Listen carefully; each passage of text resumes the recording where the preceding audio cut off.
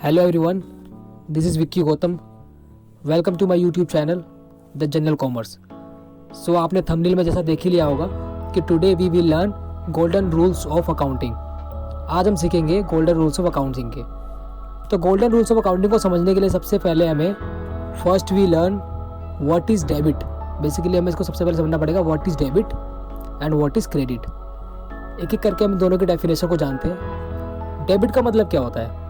अगर डेबिट की डेफिनेशन देखें तो डेबिट मतलब होता है record all of the money flowing into an account. Same as credit का मतलब क्या होता है? Record all of the money flowing out of an account. Basically अगर सिंपल बात में बात करूं तो कैश का जो इनफ्लो होता है, अगर जिस अकाउंट में कैश आ रहा है वो अकाउंट डेबिट होगा, जिस अकाउंट से कैश जा रहा है वो अकाउंट क्रेडिट होगा।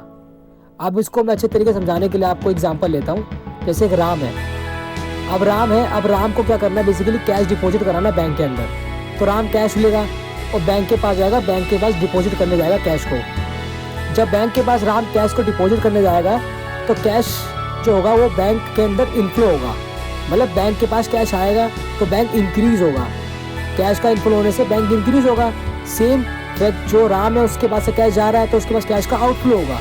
तो राम के पास से कैश जाएगा तो कैश डिक्रीज हो जाएगा, बोले तो कम हो जाएगा।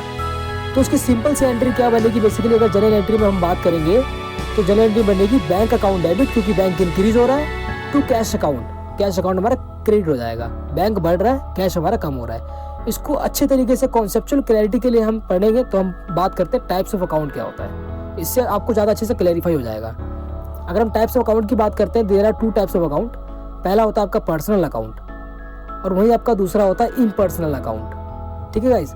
अब इन पर्सनल अकाउंट के अंदर भी दो तरह के अकाउंट होते हैं आपके। एक होता है रियल अकाउंट, दूसरा होता है आपका नॉमिनल अकाउंट। कई बार ये लोग personal account, real account, nominal account तीन अकाउंट बोलते हैं, बट अल्टीमेटली दो तरह के अकाउंट ही होते हैं।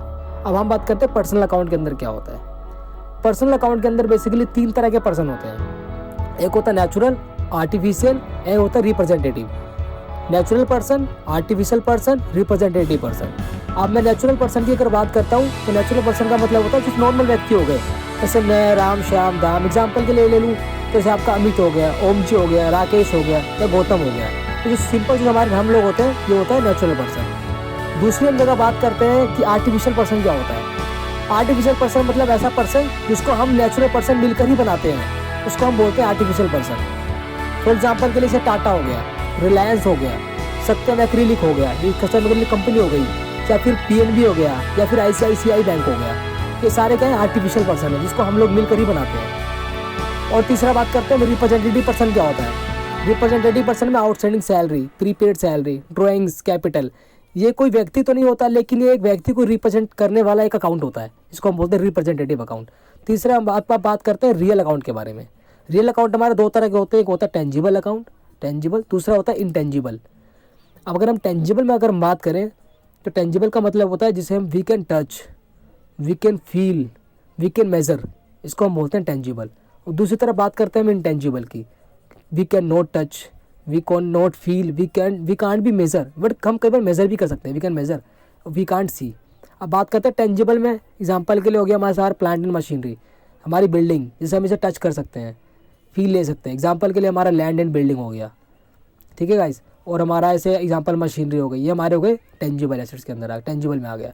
अब बात करते हैं इंटेंजिबल में, एग्जांपल हमारा हो गया गुडविल, पेटेंट, या फिर आप बोल सकते हैं ट्रेडमार्क, सॉरी, ये हो गया हमारे इंटेंजिबल में आ गया। अब हम बात करते हैं हमारा लास्ट नॉमिनल अकाउंट के बारे में।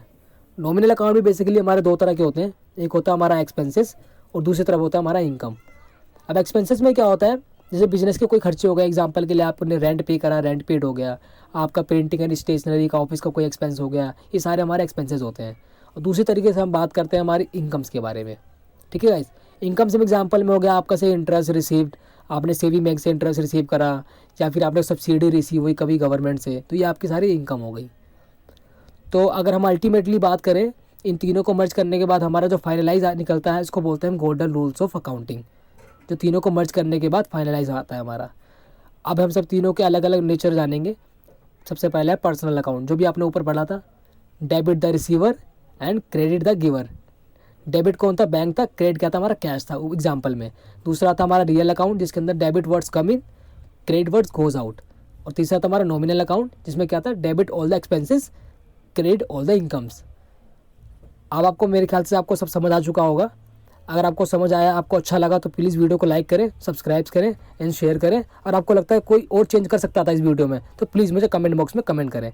Thank you so much for watching my video. Thank you.